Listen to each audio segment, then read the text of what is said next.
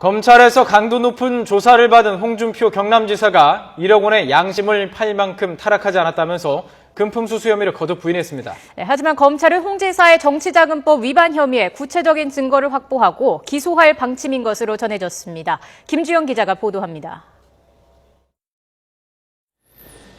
1억의 양심을 팔 만큼 타락하지 않았다.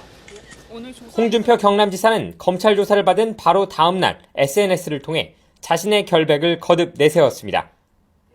앞서 17시간 동안의 강도 높은 검찰 조사에서 밝혔던 입장을 되풀이한 겁니다.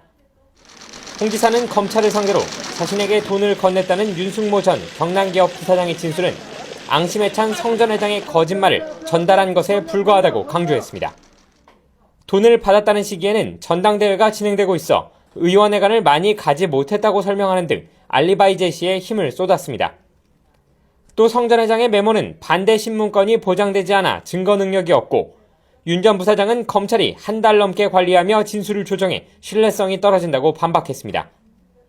그러나 검찰은 정치자금법 위반 혐의 입증에 문제가 없다는 입장입니다.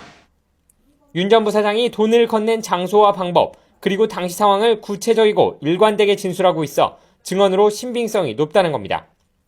성 전 회장의 측근인 한장섭 전 경남기업 부사장의 진술과 윤 전 부사장을 국회에 데려다준 부인의 진술 등을 더해 당시 상황을 입체적으로 구성하고 복원해 돈 받은 정황에 대한 사실성을 높였다는 판단입니다.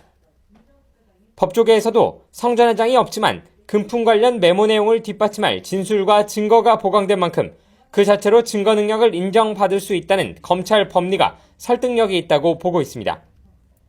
다만 검찰은 윤 전 부사장을 회유해 증거를 없애려 했다는 의혹에 대해서는 홍 지사의 지시 여부 등에 대해 추가 조사가 필요하다는 입장입니다. 이에 따라 홍 지사에 대한 기소 방침을 세운 검찰은 홍 지사 측근 등에 대해 보강 수사를 벌인 뒤 구체적인 처벌 수위를 결정할 방침입니다. YTN 김주영입니다.